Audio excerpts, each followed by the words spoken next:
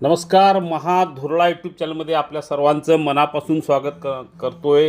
कोल्हापुरात आणखीन एक मोठी खळबळ उडवून देणारी घटना घडलेली आहे. थेट जिल्हाधिकारी कार्यालय बॉम्बनं उडवून देण्याची धमकी थेट जिल्हाधिकाऱ्यांनाच एक मेल आला आणि त्यामुळं प्रचंड खळबळ उडाली.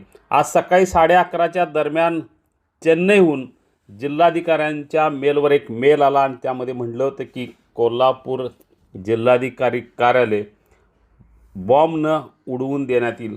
हा धमकीचा फोन आला आणि जिल्हाधिकाऱ्यांनी तातडीनं या संदर्भात दखल घेतली. पोलिसांना कळवलं. पोलीस, अग्निशामक दल, बॉम्ब शोध पथक या सगळ्यांनी संपूर्ण जिल्हाधिकारी कार्यालय शोधून काढलं. कर्मचाऱ्यांना तातडीनं बाहेर काढलं आणि संपूर्ण जिल्हाधिकारी कार्यालयात शोधून काढलं, पण यात फारसं तथ्य आढळलेलं नाही. पण एकूणच जो मेल आला त्यामुळं मात्र जिल्हाधिकारी कार्यालयात एकच खळबळ उडाली. 5 किलो RDX जिल्हाधिकारी कार्यालयात ठेवण्यात आलेले आहे. ते या RDXच्या द्वारे पूर्ण कार्यालय उडवून देण्याची धमकी देण्यात आली होती. या धमकीच्या मेलमुळं एकच खळबळ उडाली. पोलीस, अग्निशामक दल, बॉम्ब शोध पथक या सगळ्यांनी शोध घेतला.